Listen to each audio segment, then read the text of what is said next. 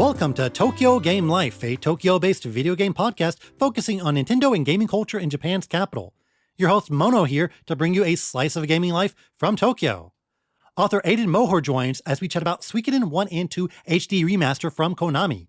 We dive into how these two classic games made their mark on the JRPG landscape, this new version, and get into Aidan's upcoming book about these two titles. And in the feature section, we return to Donkey Kong Country in Universal Studios Japan as I run down my recent trip. Let's get into the games with Suikoden 1 and 2 HD Remaster with Aidan Moher.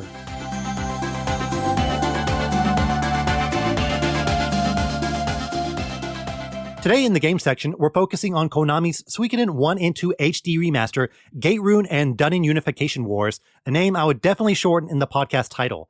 Joining me to chat all about it is a special guest. So guest, please introduce yourself. Hi, my name's Aidan Moher. I'm the author of Fight Magic Items, The History of Final Fantasy, Dragon Quest, and the Rise of Japanese RPGs in the West. I am also working on a book I've just announced for Boss Fight Books about Suikoden 1 and 2. It'll be coming next year. Really excited to hop into this discussion about the remasters. Thanks for joining me. We talked about it before we recorded, but it has been a long time coming because Josh from the Still Loading podcast, I talk to him quite often, and he highly recommended you. He kept telling me you need to get Aidan on to promote his book or to promote JRPGs. And so I'm finally glad that you can talk about not one, but two really interesting games, and also probably a little bit about the entire series. So let's lay the groundwork. Can you give us an overview on the Suikoden franchise? Yeah, so Suikoden came out, the first one in the mid-90s for the PlayStation. It was one of the first console RPGs on the PlayStation when Sony was sort of trying to wrest away that genre from Nintendo, who had been the king of the genre through the 8 and 16-bit eras.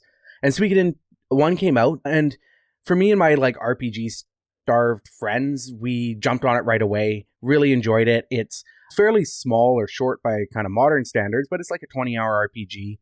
It was really distinct because it focused on the idea of war and conflict across sort of a broad spectrum of people in a country. And so you had 108 recruitable characters, which is obviously enormous. Even now, they spanned all phases of life and all parts of culture and society. So you had knights and military leaders, strategists, but you also had basically regular people. You had farmers, musicians, people who were just basically, they would wash clothes and clean clothes for people. Joining your army, you were recruiting these people. And so it gave this idea that war is something that touches everybody.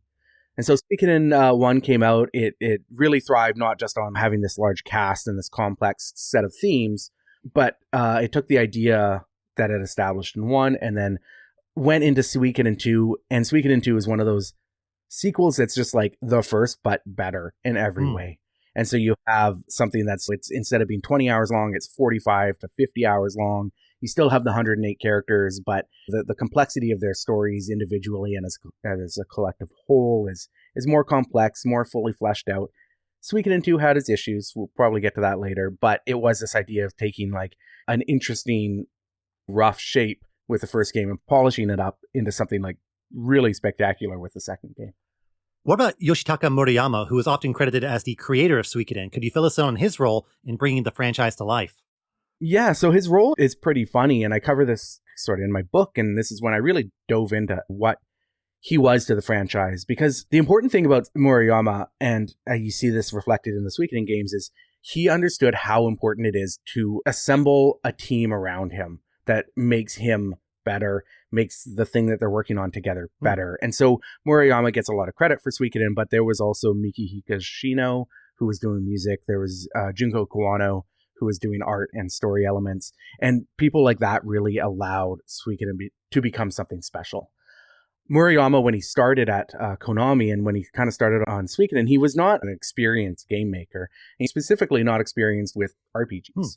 And he has this really funny anecdote where he had kind of been put in charge of a new project within Konami, and his boss wanted some ideas, and he was really into the Japanese manga Captain Tsubasa. And so he wanted to make a game that was focused on this really rich cast of secondary characters surrounding the protagonist. And he wanted to make maybe specifically Captain Tsubasa or something inspired by that. But his boss did not like manga or comics. So he went, okay, I can't make a Captain Tsubasa reference, but what could I make that would be similar? Oh, The Water Margin, which is a classic Chinese piece of literature about these bandits that gather together, a bunch of ragtag comrades to defeat an empire. And so he went in there and said, I'd really like to make a game. It should be like The Water Margin, or as it's also called, Suikoden. I would like to make a game like this. And his boss was like, okay, great. Water Margin, RPG, you're on it. Let's go. And well, that's not what I wanted. That's not what I meant. I meant I wanted to make a game influenced by the Water Margin. And then his boss was like, no, RPG, based on the Water Margin, do it. And so he kind of fell backwards into this idea of making an RPG. And only then did he go, okay, well, now I need to know what makes a good RPG. And so he went back and started experiencing and exploring the genre. But I think that's one of the strengths of Suikoden, is he went forward and took this really interesting influence with the Water Margin and said, I want to make a Water Margin game and focus on the same things that makes Water Margin so interesting. Instead of saying, okay, I need to make an RPG, here are the things I need for a good RPG. Now, how do I fit the Water Margin into it? And so he took that forward and he created the first Suikoden, and he learned a lot from that. Most importantly, he surrounded himself by other really talented people sort of near the beginnings of their career who grew with him as the series grew. Now, the franchise is called Genso Suikoden in Japan. Are they cowards for just shortening it to Suikoden in the West? Like, I'll be honest, like, even keeping the name Suikoden in the West was probably a very bold move. It was a foreign word that we had no context for. We didn't know what the Water Margin was. That didn't stop us because we were into RPGs and we were going to play whatever we could get our hands on at the time. But I do wonder if even going that far was sort of a challenge for the series going forward. I was looking at old advertisements, and there's one for Suikoden 2, and the whole advertisement is just these big flaming red letters, and it says Suikoden means war. And you can almost read in that they were unsure how to market the game called Suikoden instead of something like translated or localized into something that would be more directly appealing or understandable to Western audiences. But at the same time, it worked, and I really admire that it was open about its influences rather than trying to hide those in the West. It is definitely an odd name to call a game, especially in the 90s when, like you said, they were very active in erasing anything that looked overly Japanese. Just compare the Suikoden 1 American box art to the Japanese box art, and you can see. Did you play the originals back in the PS1 days? Yeah, we played all the originals. Like I said, we would have been in our early teens at that point. We were really into like Final Fantasy VI on the Super Nintendo, Chrono Trigger, and we're, like I said earlier, starved for RPGs. And one of my friends was the first to get a PlayStation. His dad bought it for them. They would play Tomb Raider, other Jumping Flash, early PlayStation games. And then he borrowed Suikoden from an older friend.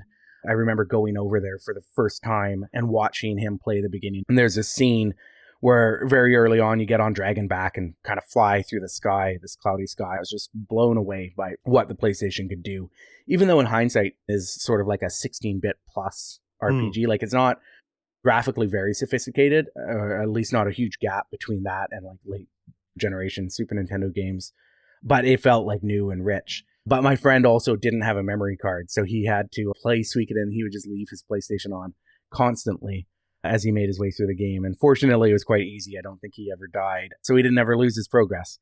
But that was like my first experience with the game. And then eventually I got a PlayStation and played Suikoden. And then Suikoden 2 specifically was the one that really kind of set me over the edge in terms of really admiring what this series was and could be as it grew into more titles and just a larger overarching story. For me, I didn't get into the series until Suikoden 3 on PS2, a game I absolutely loved. And it's definitely one of my favorite PS2 games. I'm talking maybe top 3 PS2 games. And I love the character recruitment system and how it felt more grounded than a lot of the more fantastical RPGs at the time. Like compare Suikoden 3 to Final Fantasy X in their settings and magic systems and whatnot. And I skipped 4 due to bad reviews. And also I didn't have any money at that time, so it was an easy skip. And I did get 5, but the very next day I had some pretty major surgery and I never felt like picking it up again post-surgery. So I only kind of played it for an hour. But I got into Suikoden Tierkris on the DS, which I did enjoy. And that DS game was the last major Suikoden title and the last Western release. But the series is finally back with these new remasters. Were you surprised to hear that Konami is bringing back Suikoden via these new remasters? I floored. I think it was probably largely in response to what they saw from the Suikoden fan community's support of Aidan Chronicle, which is a new game from Yoshitaka Murayama and Junko Kawano with their studio Rabbit and Bear. And so they went to Kickstarter to release basically a spiritual successor to Suikoden, because they could no longer make Suikoden games. That was with Konami, but they wanted to return to that style of RPG. And they launched what turned out to be like an immensely successful Kickstarter. And that highlighted how much passion there still was for the Suikoden series. And I think at that point is when Konami probably said, oh, whoa, hey, we have something here. We need to kind of revitalize this series. And I've been playing the remaster for the last week and a half or so. And I think you can tell that they also took this revitalization of the series seriously. We've seen a lot of remasters in the current day that feel like a bit of a, not a cash grab, because I don't think they make a lot of money, but like something that's sort of just trying to check off the box, like, oh yeah, we remastered Grandia, now people can play it, but we just use like a smeary up filter. The performance is awful, but it's there.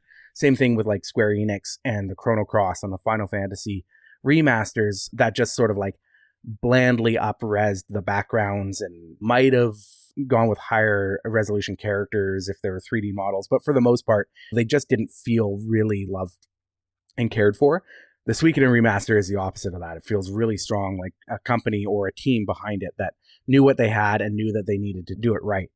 It's not perfect. I have my quibbles, but the fact that it's just quibbles instead of me loading it up for 15 minutes and saying, I cannot play this game in this state, like the Grandia or the Chrono Cross remasters, like a huge mark of approval for me. These games were unlikely to ever be perfect, but this one, it's like, if there were a few more checkboxes that they'd filled out, it could have gotten pretty close to being a fairly strong version of the game, I think. Yeah, Konami, they've been pretty active recently in bringing back their past catalog. All the portable Castlevania games have a modern release, something I would have not imagined 5 years ago. And I was very excited to hear that Suikoden is returning, since, as we will get into, many hardcore JRPG fans say that Suikoden 2 specifically is one of the best JRPGs ever. So before we get into this version of the game, let's dig into what's so special about the first two Suikoden titles. The first game came out in late 1995 in Japan and late 1996 in the West. And if you know your history, listeners, this is before Final Fantasy VII. So we touched on it a little bit in the series overview, but what did Suikoden 1 in particular do to stand out from other RPGs at the time? Yeah, I think just as the breadth of its story and the way that it centers the conflict of war as a personal story for many, many different people. War is something that touches nations from top to bottom, and Suikoden's focus on that was really revolutionary at the time. It didn't just highlight this special group of people like Final Fantasy VII pulls together this small group of very special people, which is great. I love Final Fantasy VII, but Suikoden, again, going back to bringing forward this idea that regular people are impacted by war, was something that as a 14-year-old was just really interesting to me, and I think also interesting to most people who were playing games at the time.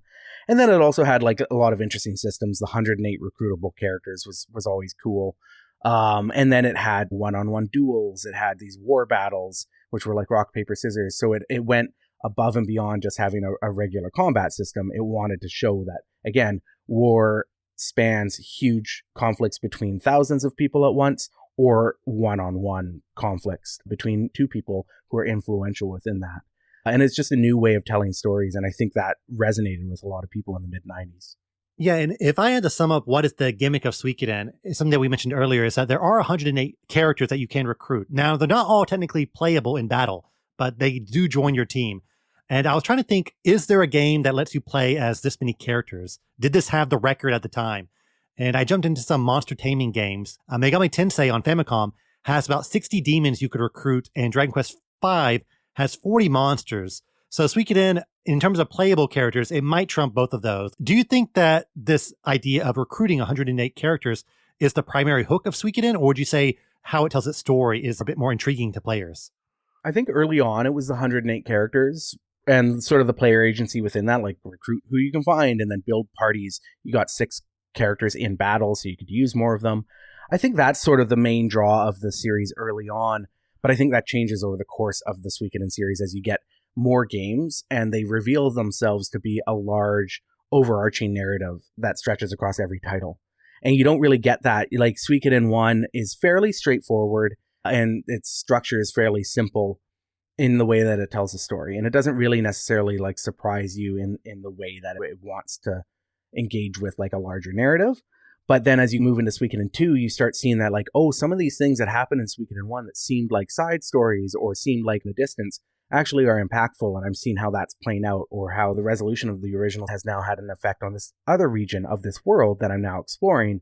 What does that mean for future games? And by the end of Suikoden 2, you're starting to get characters and nations coming in playing small roles that then end up playing large roles in Suikoden 3. And it just keeps growing out of there. And you start to realize that this conflict between two characters named Uber and Peshmerga, which was sort of like a optional side story, essentially, in the first game, has really strong hooks in what's going on outside and above the games. And so I think it sort of starts with like, oh, Suikoden has all these unique gameplay systems, recruit 108 characters, use them in these big army battles. But the more and the deeper you get into the series, the more you realize that the draw is the scope of the story and the meta narrative that they're trying to tell. Now, Suikoden 1 is also one of those titles where you're like, oh, this had a Saturn version. Have you touched the Saturn version of this game, and how is it different from the PlayStation version? I've played around with the Saturn version. It's fairly similar to the PlayStation version. Unlike other games like Grandia, where the Saturn version is superior for a variety of reasons, or Lunar, where you can play the Japanese Saturn version with an English translation, but retain the initial and original like difficulty curve. Those versions, in a lot of ways, could be argued to be better. Suikoden had some improvements. It had some added content. So there's like a battle arena. There's some scenarios that play out with certain characters within the game. There's some extra scenes. But for the most part, it's Suikoden on Saturn. So it doesn't necessarily set itself apart, and they didn't implement any of that in the remaster from what I can tell. But I think it's novel. If you have access to a Saturn and can check out the Japanese version, it's still interesting in its own right. Now, let's step into Suikoden 2, which is the game in the collection I think most people are interested in, including myself. It was released in 1998 in Japan and 99 in the US, so we are now in a post-Final Fantasy VII world between Suikoden 1 and 2. Now, the big question, can people skip to Suikoden 2 and play that first, or should they play through Suikoden 1 first? I think you can absolutely play Suikoden 2 first. You will miss things because importing a save from Suikoden will add content to the second game, but it's not stuff that you're going to notice if you haven't played the original. Its story stands alone really nicely on its own. It's in a new region. It mostly has new characters, and the characters that are returning, you probably won't really even know that they were part of the original game. That said, Suikoden 1 is quite short. It's under 20 hours. The story is quite simple, but it just establishes a lot of series lore that I think is really important. So it establishes what the 27 true runes are, which are fundamental to the overarching conflict in the series. So I think you could play them in either order, really. You could play Suikoden 2 and then go back to Suikoden 1 as sort of a prequel that you enjoy because it's filling in gaps that you might not have understood in the second game, or was revealing things that like, oh, okay, now I know why this happened or that happened because I have more depth of knowledge about the world. That said, Suikoden 2 reputation is well earned. It's a much stronger and more tightly designed game. The story is much more complex and nuanced and deeper. And so going backwards might also just feel a little empty. You might find Suikoden feels oversimplified and just not as deep as what you're expecting. So if you're new to the series, I would say start with Suikoden, get through it, because it's a good game. I've really been enjoying revisiting it, but know that like the real true gem awaits you with Suikoden 2. Now, this is a game that many people laud as one of the best JRPGs ever. Some even go as far as to say one of the best games of all time. But in the West, it got a very limited print run, so it was one of those games that managed to build up a reputation years after it was released instead of being an instant hit. So what would you say elevates Suikoden 2 over the first game? It's just bigger and like better and more polished and more ambitious. After you play it, you look back at Suikoden and you say, oh, all these things that I felt were remarkable about Suikoden now sort of feel like blueprints or ideas or brainstorms rather than fleshed out to the degree that Suikoden 2 was able to take them to. Its cast of characters, even its secondary characters, just their conflicts feel more, they're just given more space to breathe, maybe more complex or take place over the course of longer periods of the game, where the original Suikoden character conflicts there exist, but they're often kind of wrapped up in the same little plot arc and then forgotten. Whereas Suikoden 2, there's a lot more intricacy in terms of how the plot is constructed. And so it just took everything. Murayama and Kawano and their team were very inexperienced at the time, especially with telling a complex story across like the length of an RPG. And you can just tell that they learned so much with the original Suikoden that they came into Suikoden 2 with more confidence, more ambition, and all of that plays out in a game that just feels so much more polished, so much more leveled up. Suikoden feels like a level 10 that just left their village. Suikoden 2 feels like an endgame character. Now, as somebody who hasn't touched the game yet, I've always heard one name, Luca Blight, the antagonist of the game. Where does he rank among the great RPG villains? He's amazing, and his role within Suikoden 2 is phenomenal, and the way that it's handled with a lot of guts by Murayama and Kawano and that team really makes him not just somebody that you like revile and hate. Like, there are a lot of easily hateable villains in RPGs, but the way that Luca Blight signifies sort of like evil intent, and then the way that the characters in the game have to approach defeating that evil intent and everything that comes after they've had victory over that, creates a story that feels like it takes place after what would have been the ending of Suikoden. And so it deals a lot with like conflict of like power vacuums within empires and what happens when somebody who has sucked up so much power, so much energy, and dictated the course of a country in such a way, what happens in war when they are challenged by other people who have ideas of how that country should be run. And so Luca Blight sort of signifies what I would say is direct or implicit violence. And there are many different types of violence that are then contrasted against that throughout Suikoden 2. Are you aware that he is a playable character in Super Bomberman R2? I was not, and that's insane. Yes. Also, the Suikoden 2 hero is also a playable character in Super Bomberman R2. So if you want to be a completionist, you got to play Super Bomberman R2. You might need to add an addendum to your book solely about that game. I guess so. Yeah, it's a like Lost Suikoden sequel. Now, beyond Luca, obviously 1 and 2 have a lot of characters, literally hundreds of characters. So this might be a little hard, but what are some of your favorite characters from Suikoden 1 and 2?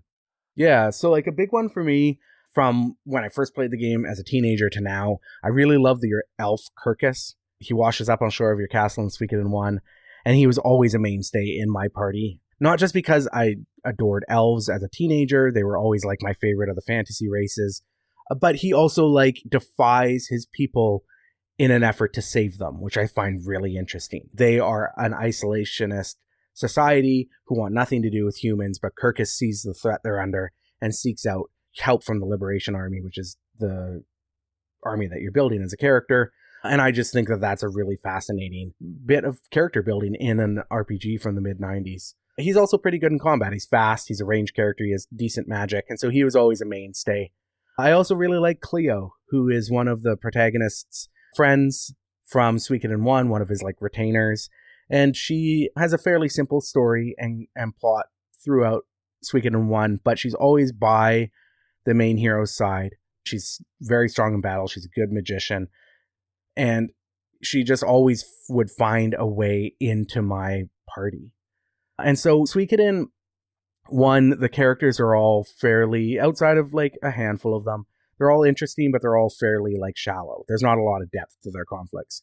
Suikoden 2 kind of flips that on their head. And if I was to think of like two characters from that game that really stand out to me, it's the relationship between Joey, who is one of the main characters in the game, the best friend of the protagonist, and a young girl named Pilika. She lives through this tragedy as her village is burned down, and she doesn't speak after that.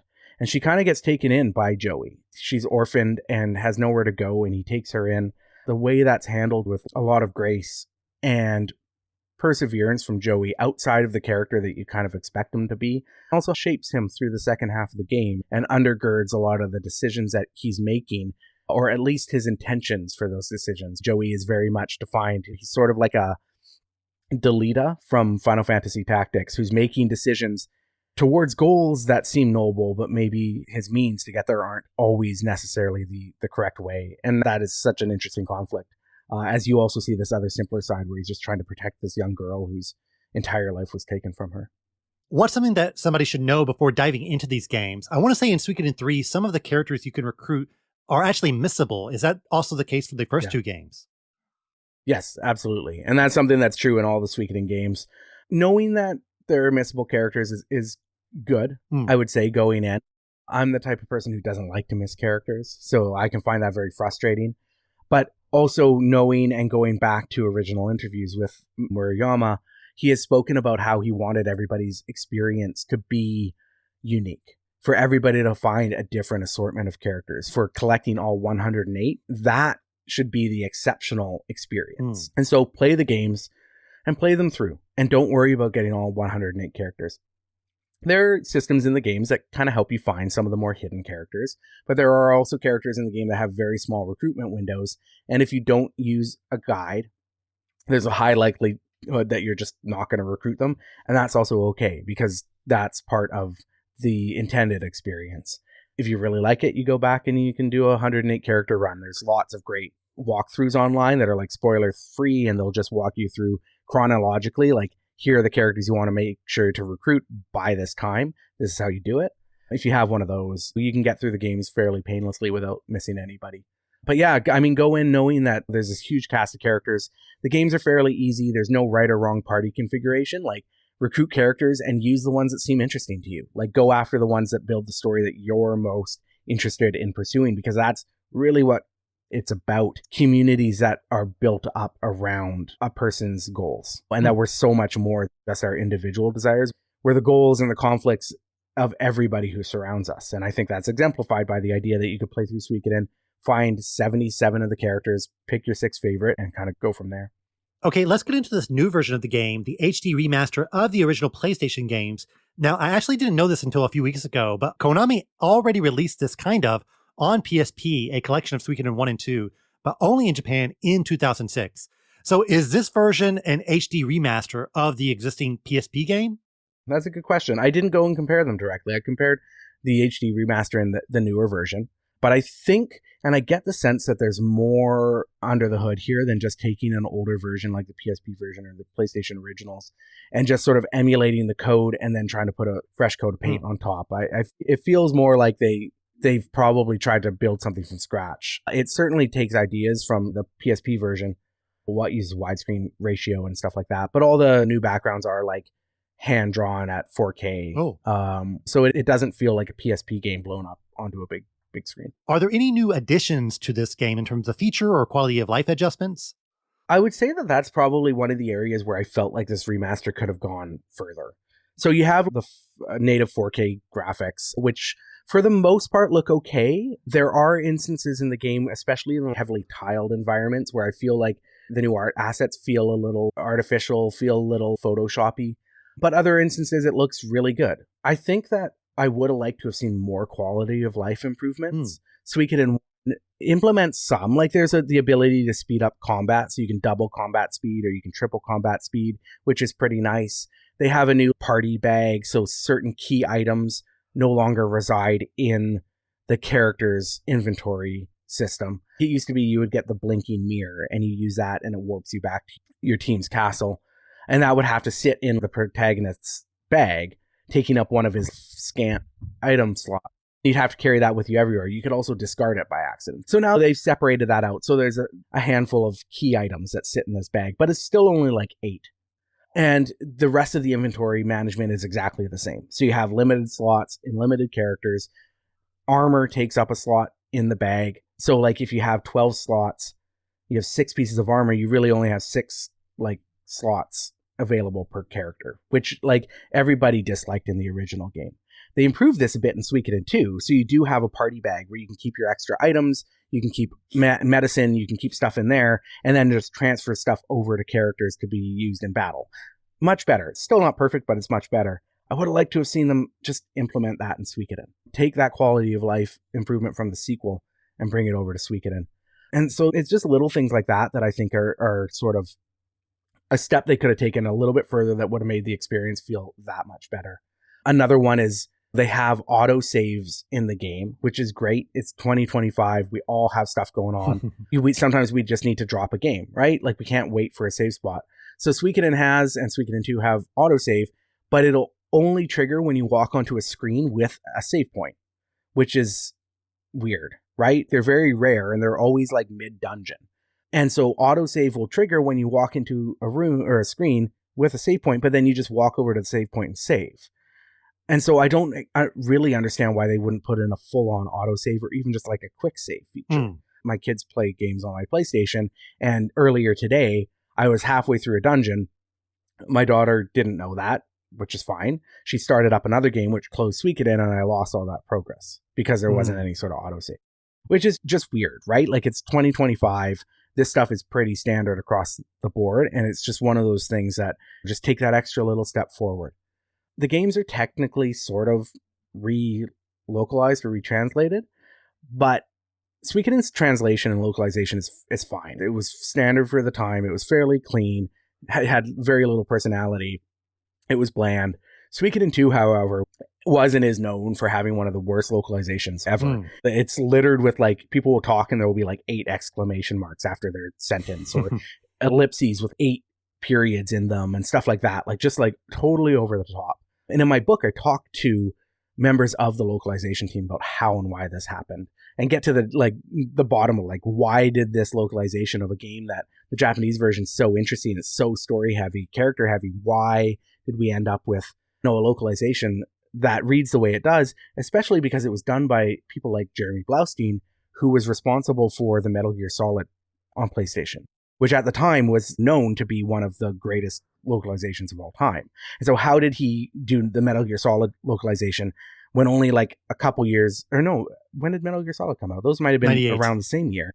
98, yeah. So a year before he did Metal Gear Solid, and then he followed that up with Suikoden 2, which is known to be just like such a mess. So anyway, talk about that in the book. Short story is, it would have been really nice to see Konami go back to the drawing board and take the original Japanese scripts and relocalize these games. Instead, what they've done is they've taken the English scripts and they've obviously done a polished pass and a punch-up pass. The localizations now are clean. They're not bad the way they were before, but they are also not special. They're not above and beyond. They're just fairly generic at this point, which is better than what they were, but also not what the series really could have like thrived from having. The story is so rich and complex that if they had had something that was localized from the original Japanese in a manner that is consistent with 2025 localizations, it could have been something really special, something that I think really would have caught a lot of people by surprise. Whereas now you're getting something that no longer gets in the way of the story, especially in the second one, but it just doesn't add on top of what is a fairly good Japanese script. Now, I actually saw this game at Tokyo Game Show all the way back in the year 2022, and it is now 2025. So any insight on why it kept getting pushed back? I couldn't really tell you. My guess is that they kept releasing content, right? On screenshots and stuff like that. They were promising features early on. It feels like something that's fairly polished and consistent. It runs fabulously on the PlayStation 5. Like, it feels like a dream. It was probably, my guess is just resourcing. They probably knew that with something like Suikoden, they needed to release something. Even if it wasn't perfect, it had to be good and not undermined by simple things that should be done well that just aren't. Like, I keep going back to like the Grandia remaster, where if they had just given you an option in that game to do original graphics instead of like the smeary up-res filter, or they had gone through and redrawn sprites and textures, that game would have been so much better. And I think Konami knew they needed to do better by Suikoden than that. But it's also fairly obvious that the game didn't have an enormous budget, right? Like, it would have been really nice if they had relocalized it, but that would have cost a lot of money. It would have been really nice if they had, instead of taking like the textures and sort of like, I don't think they're AI upscaled. I think they are sort of like redrawn because they're not consistent with the original game. Like, if you look at the assets in the original game, the versions in the new one are similar, but they're not up-res. They're different in color tone, but they also look like maybe they could have been a subject of budget constraint.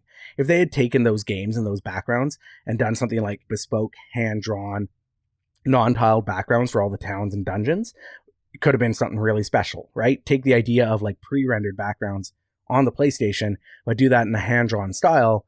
That could have been really beautiful. Some of the modern retro revival RPGs like Sea of Stars or Chained Echoes, or you look at other, even Ayuden Chronicle, you look at some of those games and they revive that pixel art style from the PlayStation or the Super Nintendo in such a modern, beautiful way. And comparing that against some of like the art in the Suikoden remasters, it just doesn't really hold up. And so I do wonder if there was like a point, like I keep looking at these games, I'm like, I feel like Konami was probably like, oh, just AI upscale all the backgrounds. That'll be fine. Other people are doing that. And it feels like a team that was like, no, we can't do that. We care too much about the series. We want to do something that's better than that. And so Konami was like, okay, fine, like here's some budget. But that budget didn't really go far enough to really execute on that idea.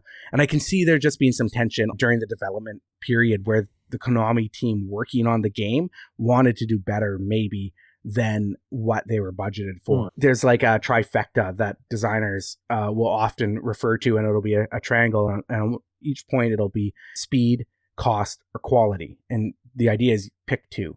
So if you want quality and you want speed, you're going to pay for it. If you want quality and cheap, it's going to take a long time. And vice versa. You can only have two. And I can see in this instance that they probably went for quality and cost. And that comes at the expense of speed.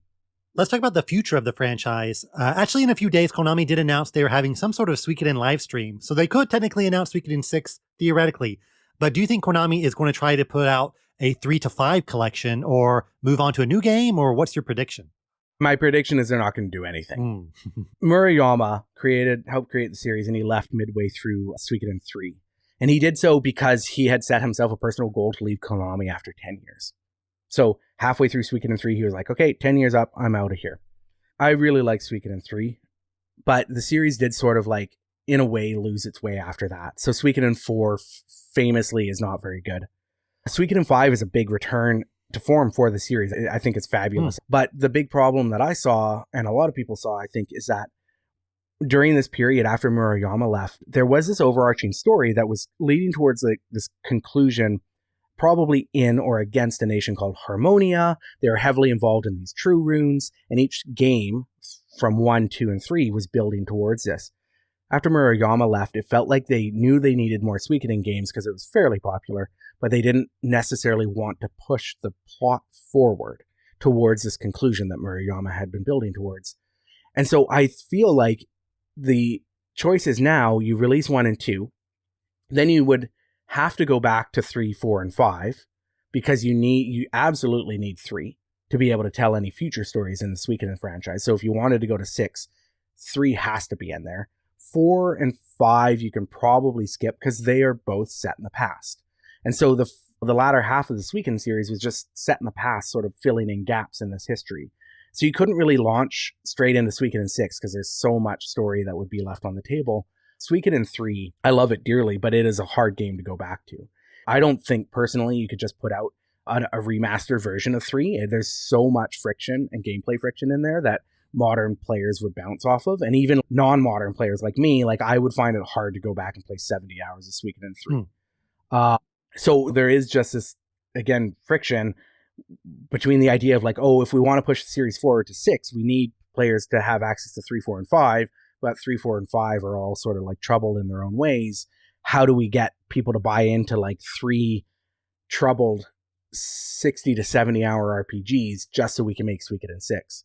And I just don't know that Konami in 2025 is a company that's really interested in committing to a series like Suikoden in that way. I'd love to be wrong. We'll see. I think the announcement will happen after we recorded this, but before it comes out. So we'll see. I mean, obviously, as a fan, my fingers are crossed that it's going to be something special. But of course, like Yoshitaka Murayama passed away last year, and so he's not there to lead that series forward. Junko Kawano, who has been involved in Ayuden Chronicle, she would be a natural successor because she did lead parts of the later Suikoden games. But she's also working with Rabbit and Bear on Ayuden Chronicle. So what does that look like? What does Suikoden's future look like without Murayama and Kawano sort of at the lead? Now, you've written a book about JRPGs, Fight Magic Items, and now you're writing a new book about Suikoden 1 and 2 specifically. So what made you want to cover these 2 games amongst all the other RPGs you discussed in your previous book?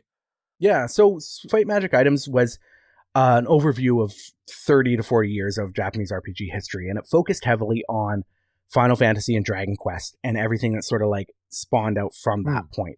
or anything that goes back to and sort of engages with the ideas of those games. I wrote about Suikoden 1 and 2 in the book, but it was a series that I felt like I could have written several chapters about. And I was only able to fit in half a chapter about Suikoden. And not just what made it interesting in the 90s, but the way that I feel like it has engaged with what was also happening in regular like fantasy fiction and fantasy television from the mid 90s through the 2000s.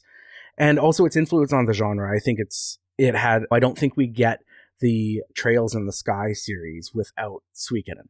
I think that there's like a strong through line between those.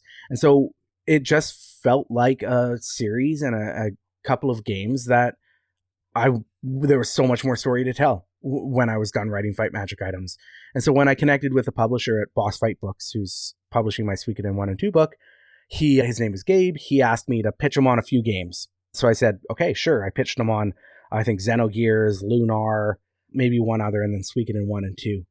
And we both, like, as I was writing out like my pitches for each of these games, Suikoden 1 and 2 was the one that like really felt like it came the easiest, despite my like interest and love for those other games. But specifically, I realized that I wanted to and needed to write about both Suikoden 1 and 2. I talked to Gabe, the publisher, about this. We both saw this vision of how we could sort of take a story that starts with small roots with Suikoden 1 and tell that foundational story and then see where that goes, how that created what then became like a beloved sequel. And that was kind of the gist of it. It was just, as I dug into it, it just showed itself to be a more and more interesting story and narrative than I thought even while writing Fight Magic items. You talked a little bit before about some interviews you did. Did you ever talk to Murayama, for example? I did not, unfortunately. And I did approach both Konami and the Aidan Chronicle team trying to get interviews with Kawano and Murayama, but I was never able to secure those over the course of probably 18 months of trying. So that's a big regret of mine.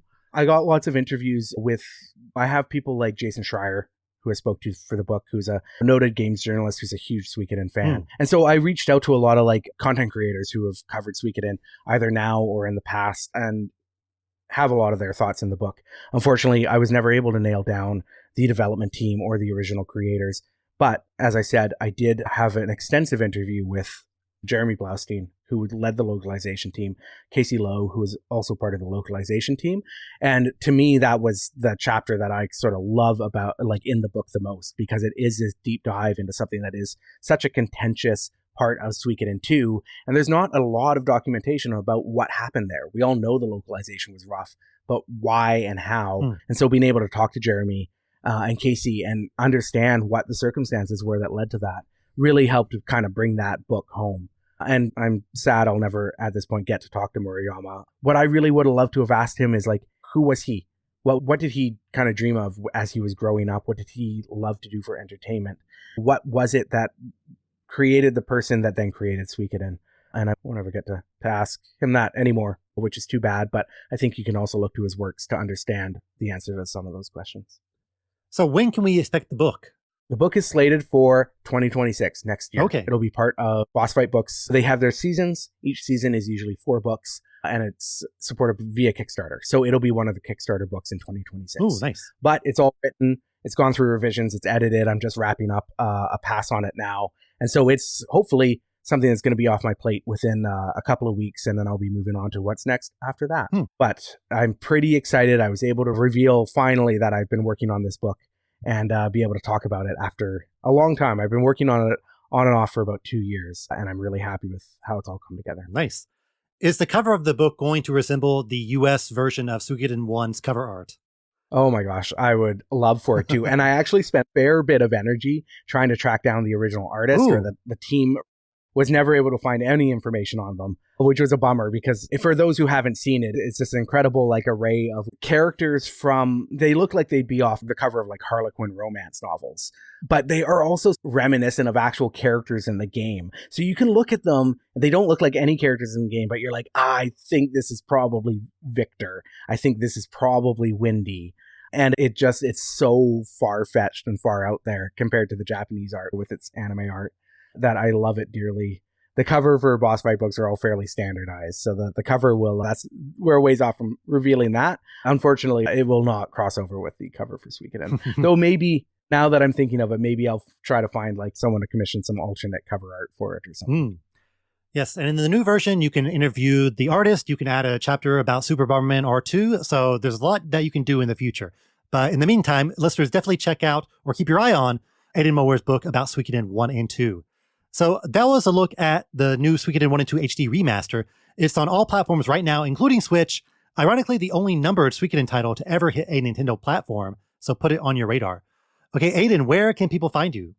Yeah, the best place is I'm always on Blue Sky, too much, too often, but my handle there is Aidan is fun, AIDANIS.fun. And I also have a newsletter, which is probably the best place to get all the latest about my books like Suikoden 1 and 2 and other projects that I'm working on. I also write regularly there. I publish features, I publish interviews all the time. It's called Astrolabe. You can get to it at astrolabe.aidanmoher.com, which I expect will be down below in the show notes. Yes, all the links will be in the podcast description, so listeners definitely check it out. Aidan Moher, once again, thanks for joining me. Thank you so much for inviting me on the show.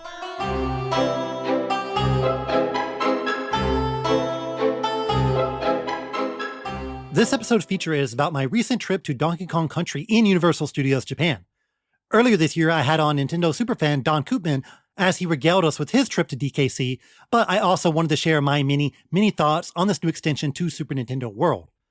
Now, normally I don't double dip on features, but there are definitely some things I want to cover again on the podcast, or have a part 2, and considering the scope and importance of this new addition to USJ, this is a good way to start the tradition. Plus, I wanted to share some real inside information and hot tips on how to get the most out of your trip to USJ. My wife actually surprised me with this trip. Originally, we had discussed going to Disney Sea in February, so I assumed that was the plan, but she pivoted and decided that we should go to USJ instead because she knew that I wanted to visit the new Donkey Kong area. Also, getting into the Fantasy Springs section of Disney Sea is still an insane hassle, even though it's been about 1 year? I wanted to do the Nintendo Museum and a USJ combo trip, but I wasn't picked by the museum lottery. I'm convinced that if you don't apply, say, day 1 or day 2, you aren't getting picked. I tried it mid-month, and yeah, I think secretly all the slots had already been filled. The lottery is kind of an illusion. But there's always next time. Now, if you're unfamiliar with Universal Studios Japan, aka USJ, as I will say many times, you can freely enter all areas of the park, except for Super Nintendo World. In this instance, you need either a special ticket you purchased beforehand called an Express Pass, which gives you a dedicated time to enter the section of the park, or you need to get an entry ticket on the day inside the park via the USJ app. My wife didn't get us the express tickets, so I just had a regular old ticket with no guarantee at all that I could even get into Super Nintendo World, much less Donkey Kong Country. Now, what do you do if you find yourself in this situation? Well, you gotta get to the park early. I'm talking really, really early. USJ opens at 8:30 a.m., or does it? Because secretly, they open their gates up about an hour beforehand. So you can enter the park much earlier than the vast majority of park goers if you get there before the secret unadvertised opening time. So the plan was to get there before it opened and then rush straight to Donkey Kong, or worst case scenario, get a very early entry ticket via the app. Now, my wife was not up for this plan of attack, so the plan was to go by myself, then meet up with my wife when she entered the park later in the day. Now, what time did I start lining up? 5:30 a.m. Seriously.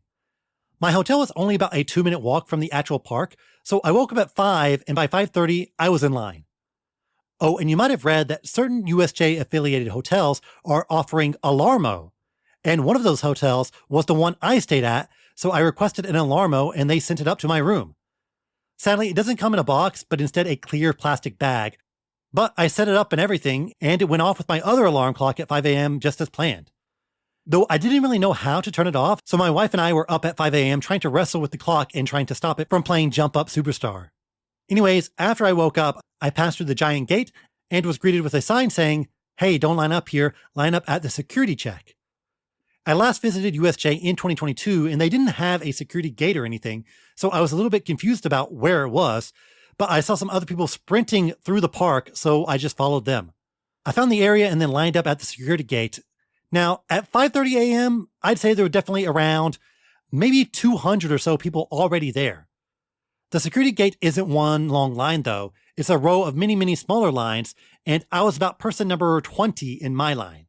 I was wondering beforehand, is 5:30 a.m. too early? And honestly, no, it was perfect. Maybe I could have gotten there around 6 and then still smoothly been able to enter the park, but the number of people in line from 5:30 to 6 was honestly exponential. And I had to wait in line until about 6:30 before people started to go through the actual security gate, so I had to wait a good hour in the cold and the dark before I could actually move. But it was fun to see everybody decked out in Nintendo gear and see the sun come up over Universal Studios. It's not Mount Fuji, but it's still a nice place to view the sunrise. So 6:30 a.m., I go through the check and then line up right in front of the entrance gate. I can now actually see into Universal Studios Japan, and I may be the 10th person in my mini line. But even then, I still had to wait quite a while. But around 7:15 a.m., the staff comes out to wave. Woody Woodpecker and the Girl Woodpecker, whose name I don't know, appear. They open the gates, I scan my ticket, and off I go. Now, there were big signs saying, "Don't run," but everyone is running. Maybe not full-blown Usain Bolt sprint, but definitely jogging, including myself. I mean, I am in a race against time. If I don't get there early enough, they're going to flip the switch and require time entry tickets. Keep in mind that I'm trying to do everything before my wife gets here so I can spend the rest of the day with her. And let me tell you, the entrance of the park to Super Nintendo World, it's way farther than you think. So by the time I got to the Jaws area, I was already pretty tired from jogging. But past Jaws was Waterworld, and I saw the Super Nintendo World attendees saying, "Don't worry, you can freely enter this section of the park." So I breathlessly strolled into Super Nintendo World, mission accomplished. Or was it? Because even from the entrance to Super Nintendo World to DKC, it was pretty far. Oh, and I failed to mention this. I completely forgot my power-up band I bought during my first trip to Super Nintendo World years ago. So I was sans band. And if you've never been to Super Nintendo World, you gotta get the band. So many activities center around the band. Now, I was faced with a dilemma. Buy a new one, but potentially have to wait longer for the minecart ride, or do the minecart ride sans band and then buy a new one. But since the stall selling the band was right at the entrance and only one person was in line, I decided to get a new band, a DK-themed one. But another kerfluffle here, they don't take cash. What? When has there ever been a single location in Japan that didn't take cash? And as I'm trying to dig out my credit card, I just see waves and waves of people dart past me, which gets me pretty worried that I won't be able to easily enter the minecart ride.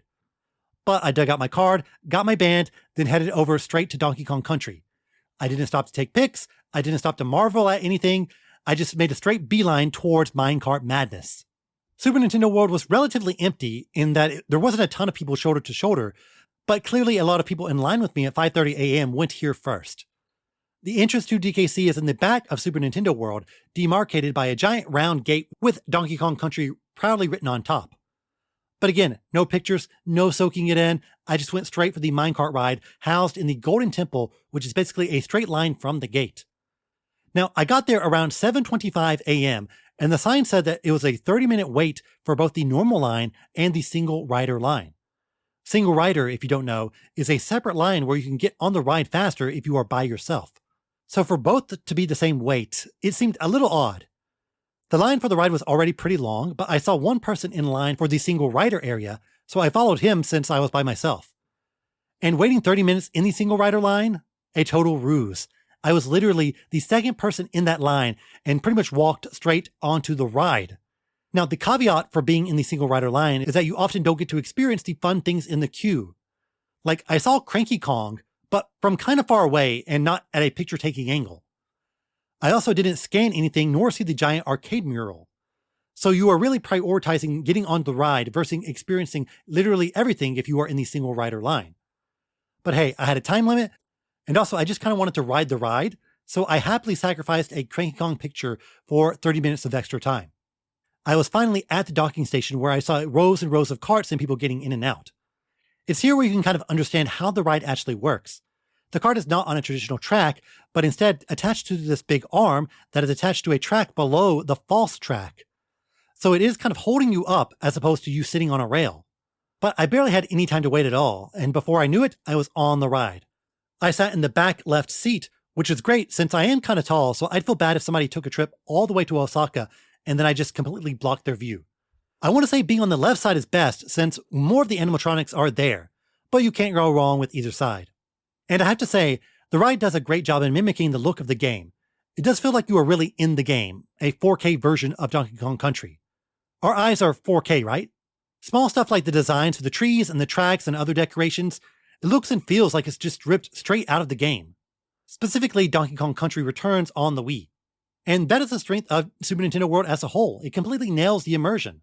I guess I really shouldn't spoil the ride, even though we did get into it in detail in the previous episode about DKC, but in short, I think the illusion of being on a minecart on a broken track works. It completely works. You never see the arm attached to your cart, and there aren't ever any carts ahead of you that break the illusion as well. You only see yourself. There are times where you see the quote-unquote real track that you are attached to. The fake track is a cartoonishly silver one with wooden sections, but the real one is kind of beige and made of metal. You really only see the real track during the bigger drops that serve as scene transitions. And even then, you don't see the arm attached to it. There are two really standout moments of the ride, dodging another cart as it's about to crash into you, and the dark area where you are swapping tracks. I do think the steeper drop sections are really good and a solid level of intensity, not too much, but not too light either. I could have definitely handled a more intense ride, but I didn't think it was too soft, which was something I was a bit worried about. Ironically though, when you do pop out of the giant barrel at the top of the temple, there isn't a huge drop or anything. You're pretty flat and at a slow speed. It serves more as an interesting visual thing to put at the top of the ascent as opposed to working like it does in Mario Kart. I would say that this is easily the best ride of the three in Super Nintendo World. Yes, better than Mario Kart, which I did ride again and I will talk about in a bit. It's more of a traditional coaster, but with an interesting gimmick and good set pieces. I don't think it's perfect though. One element that's missing from the ride that really emulates how you ride the minecarts in the actual game is that there aren't a lot of vertical jumping moments. When I think of a minecart level from the game, I'm thinking of those moments where you need to make a huge leap and then land onto another track. There is a dark room that sort of emulates this idea, but it's more of side-to-side jumping as opposed to jumping up and down. Similarly, I would have liked to have seen layers of the track. Again, going back to the idea of vertical jumping, oftentimes in the games you make a choice between a higher track or a lower track. Here, the idea of having multiple tracks that you choose from doesn't exist. You are on one continuous track with some broken segments that you overcome and keep following. I think having a segment where you clearly see a higher track and a lower track, your cart jumps, and then you miss the top track and land on the bottom one, that would have been a fantastic moment, and it would have made you feel like, oh, something is going wrong and that you're about to fall off. I also have to note that the ride is very short, maybe sub 2 minutes, which is fine for me since I immediately got onto the ride and didn't have to wait long at all. But I wonder if people who waited over 2 hours for the ride, only to be on it for 2 minutes, are satisfied. I guess you do go in knowing that it is a short ride, and you do get to see Cranky Kong up close, so take that as a consolation. The reason why it took so long to open up DKC in the first place was because of this ride. It's new tech, no ride in the world uses this idea of having a false track, and I imagine it took a lot of R&D and testing to get it just right. And so far, everything seems to be working smoothly. I have heard of instances where they needed to repair the ride, or it did break down, but these seem to be very, very rare. So while the ride was a big risk in its idea and execution, the ride is a huge success, and I highly recommend it. Now, let's dive into the rest of the area. Finally, I could breathe easy and take some pictures since the big thing I wanted to do. Honestly, I entered the park at 7:15 a.m., got to DKC at around 7:25, and by 7:30 a.m., I was done with Minecart Madness. I was making record time. I legit thought that I would maybe have to wait up to an hour to even get on the ride, and even at 7:30, the normal queue was gigantic. It was already going outside of the DKC area and into the Mario section. So if you're by yourself, single rider is really the way to go. Now for the rest of the area, the Golden Temple is really a great set piece. It's gigantic, it has a huge monkey head, and the glimmering gold color is a perfect contrast to the bright blue sky. The steam or mist that comes out of the mouth is also a really good touch. And you can stand pretty close to parts of the ride, including a water splash area where you see, yes, the blue Pikmin playing around. There are secret Pikmin in the DKC area, though secret is a bit of a stretch. You can see them pretty easily if you know where to look. Another standout landmark is DK's home, the big treehouse with Kong on the top and a horde of bananas on the bottom. This is where DK appears to jump around and you can take pictures with him, but again, I was there at 7:30 a.m., so he wasn't ready just yet, but put a pin on this for later. There are a lot of scan points for your power-up band as well, most noticeably the giant Kong letters. Like Don said in the past episode, these are very easy to find. They are basically in a line going from the starting gate. So unlike the real games, I actually found them all in one go. In the back corner of the park is a big barrel with balloons that you can actually scan and it will do the power-up roulette. So this is one of the more interactive and eye-catching scan points in the park. The whole layout really does feel like a narrow rectangle, with the line for the ride bisecting it. The line actually doesn't snake until it leaves DKC and entering the Mario section, which is smart since you don't want the entire section just to be a horde of people in line for one ride. Most of the stuff is to the right of the line, but the Rambi Bongo game is to the left side, so if you want to do that, you do need to kind of cut through the line. I didn't play the actual Bongo game, but I did see Rambi poke his head out a few times, which is what I would rather see instead of actually playing the game. It is kind of a weird feeling since most lines are kind of separated or hidden from others in the land, but in DKC, a huge chunk of the people actually in the land are just standing and waiting. Now at 7:30 a.m., the food stalls were all closed, and this is one of the big things I wanted to do. I asked a gift shop attendee when it opened, and she said 8 a.m. So I had about 30 minutes to kill. Thankfully, there's a huge Mario section right outside the gate. So I did Mario Kart, single rider, so maybe a 15-minute wait, and I did Yoshi's Adventure, which I had actually never done before, which was about a 10-minute wait. I did do an episode on Super Nintendo World on the podcast years ago, so go listen to that if you want really in-depth thoughts on the Mario section. The Mario Kart ride, though, I kind of wrestle with this one because while it is extremely cool, it's also pretty complicated for a ride, and there's always a struggle between, do I pay attention to the digital elements or the real animatronics? I do think they nailed the Rainbow Road section, and hey, I won, so go Team Mario. The Yoshi ride, yeah, this is pretty much exclusively for young kids. But the decorations inside the queue look absolutely amazing. It has the watercolor picture book style of the Yoshi games, and the ride has fantastic animatronics of the Yoshis and the other Mario characters. Plus, you do get a good vantage point of the area. I think if the wait for this ride is over 20 minutes, you can skip it since it doesn't have a single rider line. But I do think a young kid would really like it since it does feel like you are riding on your own personal Yoshi. So I finished both rides in about 30 minutes, so back to the DKC area I went. I got a DK Wild hot dog, which was the big food item of the land. Should you eat a big hot dog at 8:30 a.m.? Probably not, but DK would. This hot dog, let me tell you, way better than I expected.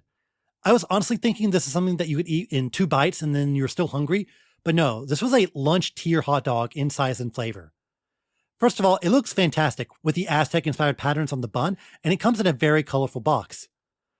The tortilla chips, you do kind of need to eat those individually, but that was also part of the fun. You take it out of the hot dog and then eat it like it's its own snack. It's kind of like a little separate snack you get with your hot dog. The sauce is a mix between cheese and avocado, and I thought this was a great blend without being overwhelming. And the dog itself is very meaty and juicy. Now, around midday, I had yet another hot dog in another area, and yes, the actual dog part is probably the exact same all over the park. But the DK hot dog is way better in terms of topping and form factor. So DK Wild hot dog, highly recommended. It is way more filling than you'd think, so eat it on an empty stomach. Next up at the Jungle Shakes hut was, well, shakes. The big ticket item here is the DK mug that you can buy with your shake, and of course I did. The mug is probably the best DK themed souvenir as well, so I had to have it. There's a hot shake and a cold shake. Now, Don highly recommended the cold one and specifically said don't get the hot one, but man, it was cold, so I got the hot one. And yeah, Don was right. The hot one isn't that good. First of all, it's not hot at all, and I don't like the mix of a hot drink and then a bunch of other stuff and snacks on top. It is big though, so if you're still hungry after that hot dog, the hot dog and shake combo will definitely fill your belly. And the last real thing you can do is Funky's Flying By, the merch shop shaped like Funky Kong's airplane. You can buy some DK merch here, like hats and plushies, but honestly, nothing super crazy. There's way more merch outside of this area and at other Universal Studios shops. There's definitely 100 variations of just DK and Diddy plushies, but they also have keychains, train card holders, a squeeze toy where Rambi can pop out, underwear, tissue boxes, banana chips, and so on. Not sure if there's any exclusive items in Flying By, but they do sell the power-up bands here just in case you didn't get one earlier. So around 8:30 a.m., my wife contacted me and said she was in the park, so I wrapped up some photos in Nintendo World and went to go meet her. However, another hack, while inside Super Nintendo World, I got a timed entry ticket for another time so I could return. I got a ticket for around 3 p.m., so yeah, keep this in mind. 8:30 a.m., tried to do a timed entry ticket, and the earliest time was 3 p.m. So yeah, get to Universal Studios Japan as soon as you can. My wife actually reserved a time for herself around 1, so she must have reserved a time before she even contacted me. But another hack, if you miss your time, you can still go in with another person who has a later time. So I had a 3 p.m. entry ticket. My wife had a 1 p.m. entry ticket. We got there at 3. She showed her ticket and explained the situation, and they let us both in because I had the correct time. Now, this won't work if only one of you has a timed entry ticket, so you both need it. But if you're coming at different times, it's a good strategy to reserve a time, then go together with whoever has the latest time.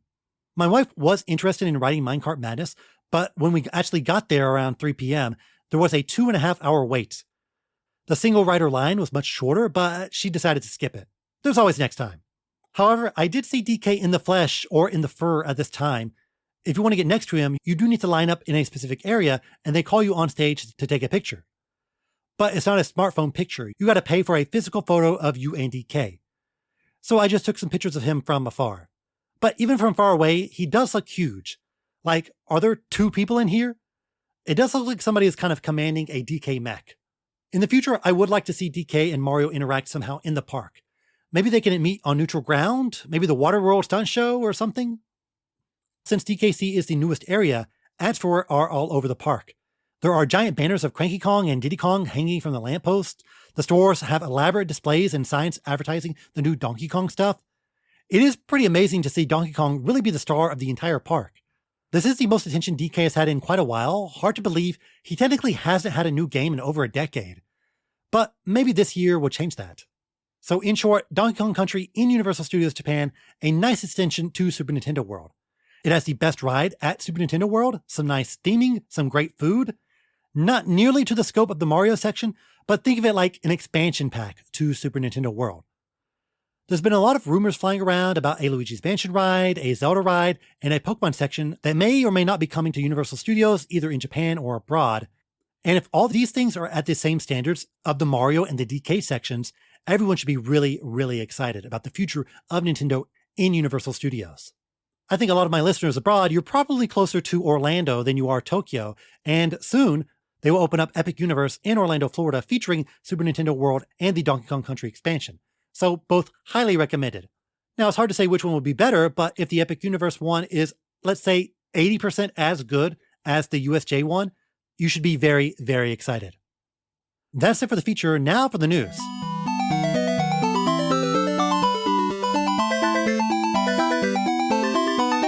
Pokemon were presented, specifically the Mons in Pokemon Legends ZA. Still no real release date outside of 2025, but we got a brand new trailer highlighting the game. And it is much closer to Legends Arceus than I imagined. I think a lot of people, including myself, saw this game takes place in a city and thought, that's very different from the open landscapes of Arceus, so maybe the structure is completely new. But it seems to have the same idea of a hub area with excursions into wild areas where you can explore and catch Pokemon. So no signs of this being a city builder or time travel or a catacomb dungeon explorer like a lot of people guessed. It's still early and I'm sure there are many surprises, but it does seem like the concept of the first game squeezed into a single city. Let's get this out of the way. Is this game ugly? Yes, it doesn't look good. And I am one that likes the look of Arceus. A game that is still kind of ugly, but it has an interesting ukiyo-e art style that goes a long way. And I love the skyboxes. Here the art style is bland. The character designs do look a bit closer to Sword and Shield than the doll-esque human designs of Scarlet and Violet, but the landscapes and buildings don't have any real flair or style to them. How about Impressionist Pokemon? That's from France, right? So you're in Lumio City from the excellent Pokemon X and Y games, and it's currently undergoing a major reconstruction overhaul that's led by maybe the 2 most evil-looking Pokemon characters I've ever seen. And certain sections of the city are wild areas where Pokemon seemingly roam freely. I don't know how safe I would feel if there was a district in Tokyo where just wild animals roamed freely, but maybe I would be okay if I had a water-blasting alligator in my pocket. One thing I gotta note is that unlike Arceus, the wild areas are all integrated into the city. So instead of exiting a gate and then warping off somewhere, you can enter them seamlessly from the hub. This makes me wonder, are these areas just a lot smaller? The zones in Arceus were quite expansive and encourage you to revisit them after you've gained more abilities. Maybe I'm not that creative, but it's hard to imagine an Arceus-sized zone inside a single city, especially with seamless transitions from the hub. The one we got a peek at was a street. Okay, not exactly lighting the world on fire with that idea, but we do see some hints at other zones like a grassy area with water and maybe a sand area as well. We don't see a whole lot of zone exploration, so I really have to wonder how we will navigate through here and how they will encourage exploration. But we do see a little bit about the traversal though, as you can warp up to the rooftops and seemingly jump between buildings. So we might be parkouring across the city, maybe even outside of the wild zones. They show a battle on the roof, which is maybe the biggest new change. Battles are now real time. Moves have cooldowns, and you need to think about dodging and positioning. Honestly, I'm very excited to see what they do with this new battle system. I love the strong and agile system from Arceus and how battles were overhauled in general when it came to level disparity and stats. So I have a lot of confidence that they can deliver a very engaging battle system without having to worry about the competitive meta. Which is another reason why I loved Legends Arceus. It felt completely unshackled by the typical battle conventions and competitive scene. I mean, the scene where the Stealth Rock stops the Talonflame in its tracks, that's really cool. I'm really interested to see how these moves interact with each other. Some other details, the starters are Totodile, Chikorita, and Tepig. Kind of weird that we have 2 Gen 2 Pokemon, and now all the Gen 2 Pokemon are selectable throughout the Legends games, but I gotta go with Totodile. Mega Feraligatr? That's going to happen. The trailer also teased promotion matches, which made me kind of think this could be similar to gyms. Since we don't have noble Pokemon in the game, at least it's not confirmed, I think traditional gym battles could replace them.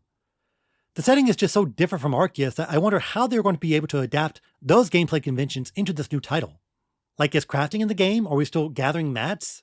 To be honest, the ZA trailer wasn't that exciting. The graphics aren't that great. They don't go in depth about the interesting features. We see 0 new Pokemon. But I do trust the Legends team. They made the best Pokemon game on Switch, so hopefully the hype meter jumps up a bit before all the details are revealed. Also at the Pokemon Presents was Pokemon Champions, which seems to be somewhat similar to Pokemon Showdown in that it focuses purely on battles.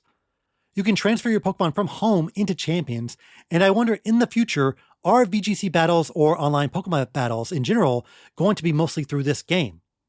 I mean, the GTS is solely through an app now, so maybe online versus battles will be excised from the main games, except for Friends. We don't know a whole lot about it, and we only got a CGI trailer. It is from Pokemon Works though, which is a collab between Game Freak and ILCA, so I wonder if this will be the start of several projects from them, or will they mostly just be focused on this in the near future? Is Pokemon Works just the team that handles Pokemon Champions? But I welcome anything that makes Pokemon battles and training more streamlined. I do think you can make a really good modern Pokemon Stadium game if you give people a lot of Pokemon customization options and fun online modes like Team Draft or random battles. But this seems to be a more minimalistic tool to do comp battles. So yes, get ready for years and years of Pokemon Present segments solely focused on Pokemon Champions. Just like Unite, and Go, and Cafe, and Masters, and TCG Pocket, and whatever else new game they announce. But let's wrap up the podcast before they announce a new Pokemon app. Thanks as always for listening. Be sure to like and subscribe to this podcast on your favorite app. Leave a 5-star review as well, it really helps. This podcast is also available on YouTube, so like and subscribe there as well. I'm on Twitter, Threads, Blue Sky, Instagram. Just search for Tokyo Game Life or find the links in the podcast description. If you like the podcast, be sure to share with your friends and on social media. The next episode will be on March 23rd, the last episode before the fabled Switch 2 Direct. See you next time. Matane!